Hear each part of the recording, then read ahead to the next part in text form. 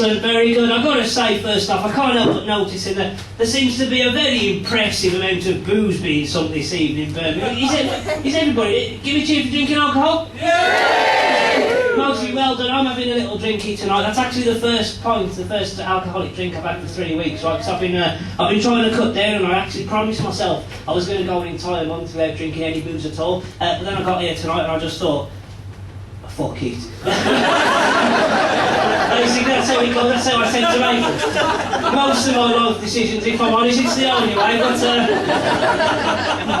the way it goes. But I have been trying to cut down seriously because I've started to get a little bit of a beer belly. It's not a very big one, right? It's only a little baby. It's just starting now. What do you reckon? Can you see it? Yeah. Yeah, just the women answer. That's a fucking typical. That's what I've noticed, right? Whenever I ask that question, there are two very distinct ways that people answer, right? The women generally are just quite objective, right? Just yes, we can see the beer belly. Quite objective, right? The men, on the other hand, I've noticed, generally tend to just stay fairly quiet and not actually say anything at all. And I think that that's probably because it's quite hard to talk when you're holding your breath. Basically, it's difficult cutting down. Has anybody ever tried cutting down? No.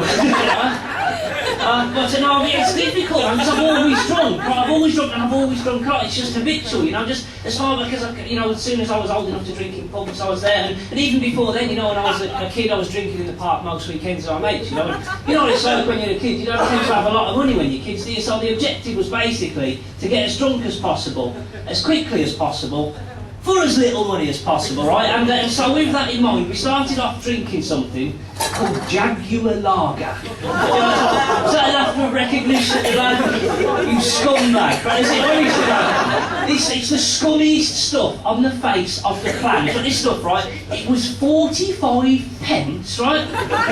For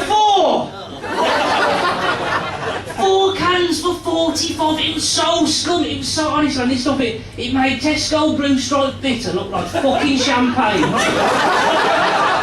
It was so bad. Right? So tramps would walk past us in the park, turning their noses up at us. Right? What are you doing? You know it's bad. And you know there's something wrong, right? When even the tramps are looking down on you for your choice of alcoholic beverage, right? There's got to be something. Oh, he's got no shoes on and he stinks of piss, right? But he can still look down on you, right? Because you're on the Jaguar Lager, right? But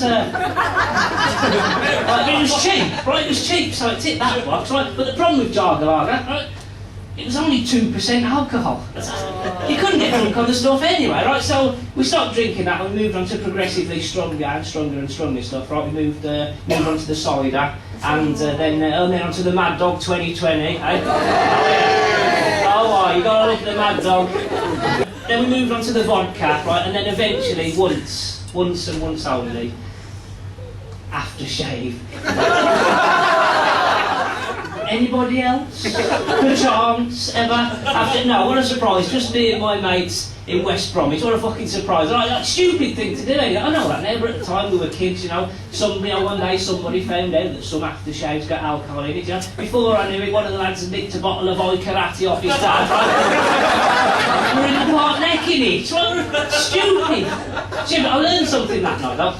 Actually, I learned 2 things that night. Firstly, I learned that, it doesn't work. Basically, right, I learned it doesn't work. You can't get drunk and aftershave, so don't even bother trying. Right, it's completely pointless. We learned that you can't get drunk and aftershave. Right, the second thing we learned the night we drunk aftershave, right, was that it was amazing. Right, it was absolutely incredible at how such a tiny volume of aftershave, right, could produce such an enormous quantity of sick. Right, it was like magic. You get more out than you put in, and you could throw up and freshen the toilet bowl at the same time.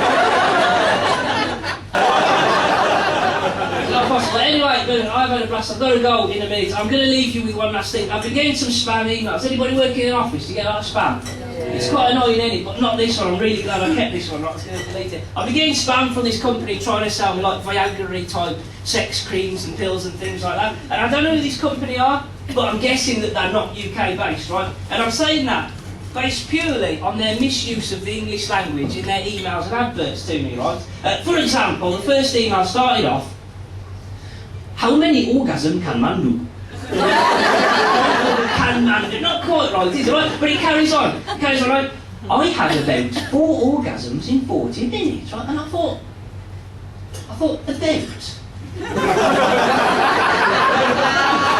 Oh, no bloke has ever had about 4 in 40. If any bloke here has ever had 4 in one night, so you wouldn't be the next day, oh, it could have been 3, could have been 5, no, you'd want every other person, so you mixed in fucking stone, right? So that was the first one, right? The second one I got, and this is the one where I thought definitely, English is definitely not your mother tongue, is it, mate? Because I could see what he was going for, right? I could see he was going for, get some heat in the bedroom, right? Get some sparks between the sheets, yeah, that's what he was going for, right? But what he actually put was, set your wife on fire.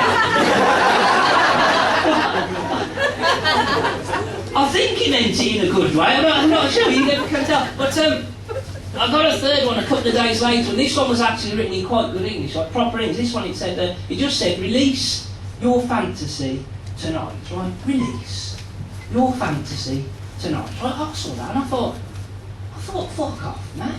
Release my fantasy tonight. I thought it's took me 2 weeks to stalk, trap and lock her up down the cellar, so I'm not gonna let her go now. Anyway, Birmingham, this has been a fucking blast. Enjoy the rest of the show. Cheers.